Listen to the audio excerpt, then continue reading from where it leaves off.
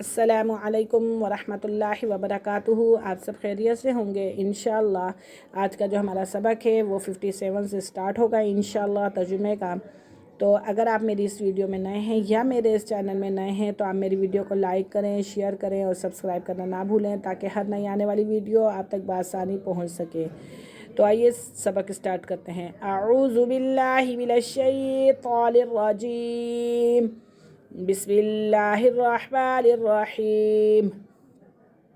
وَإِذْ قُلْنَا ادْخُلُوا، اور جب ہم نے کہا داخل ہو جاؤ، هَذِهِ الْقَرْيَةَ، اس بستی میں، فَكُلُوا مِنْهَا، پھر کھاؤ اس میں سے، حَيْثُ شِئْتُمْ، حَيْثُ جہاں سے، شِئْتُمْ تم چاہو، رَغَدًا وَادْخُلُوا الْبَابَ، رَغَدًا جی بھر کے،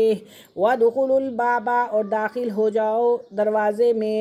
سُجَّدًا وَقُولُوا سجدہ کرتے ہوئے اور کہتے جاؤ،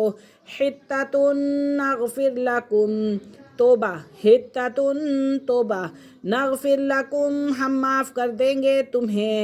کیا ہم معاف کر دیں گے تمہیں، خطایاکم تمہاری خطائیں، وَسَنَزِيدُ الْمُحْسِنِينَ اور زیادہ دیں گے بدلہ نیکی کرنے والوں کو، فَبَدَّلَ الَّذِينَ پس بدل لیا، ظلموا ان ظالموں نے، قولاً ایک اور کلمہ، غیر الذی بجائے اس کے،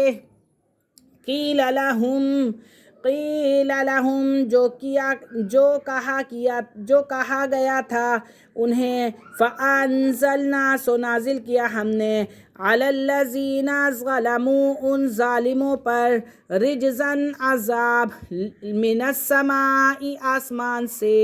بِمَا كَانُوا يَفْسُقُونَ بعد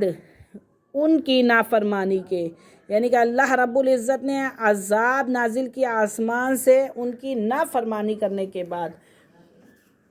اور وہ وقت بھی یاد کرو جب ہم نے کہا تھا اس بستی میں داخل ہو جاؤ اور اس میں جہاں سے چاہو جی بھر کر کھاؤ، دروازے میں جھکے سروں کے ساتھ داخل ہونا اور یہ کہتے جانا، یا اللہ ہم آپ کی بخشش کے طلبگار ہیں، اس طرح ہم تمہاری خطائیں معاف کر دیں گے اور نیکی کرنے والوں کو اور زیادہ ثواب دیں گے۔ خلاصہ تفسیر یہ ہے، اور وہ زمانہ یاد کرو جب ہم نے حکم کیا کہ تم لوگ اس آبادی کے اندر داخل ہو اور پھر کھاؤ جس جگہ سے تم رغبت کرو بے تکلفی سے،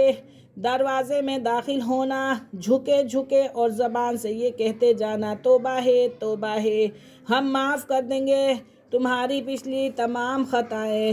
اور مزید برا دیں گے دل سے نیک کرنے والوں کو، نیک کام کرنے والوں کو۔ بقول شاہ عبد القادر صاحب رحمۃ اللہ علیہ، یہ قصہ بھی زمانہ وادی تیا کا ہے، جب منسلوا کھاتے کھاتے اکتا گئے اور اپنے معمولی کھانے کی درخواست کی تو ان کی ایک شہر میں جانے کا حکم ہوا تھا کہ وہاں کھانے پینے کی اور معمولی چیزیں ملیں گی، سو یہ حکم اس شہر کے اندر جانے کے متعلق ہے۔ اس میں قولی اور فعلی ادب داخل ہونے کے متعلق بیان کیا گیا اور اندر جا کر کھانے پینے میں توسیع کی گئی۔ اس قول پر بہت یہ کہا جا سکے گا، قصے کے بیان میں تقدم و تاخر ہو گیا، بعد کا قصہ پہلے بیان ہوا اور پہلے کا بعد میں، تو یہ اشکال اس وقت ہوتا ہے جب قرآن مجید میں خود قصوں کا بیان کرنا مقصود اصلی ہوتا ہے، اور جب نظر نتائج پر ہے تو اگر یہ قصے کے اجزاء میں ہر جز کا نتیجہ جدا ہو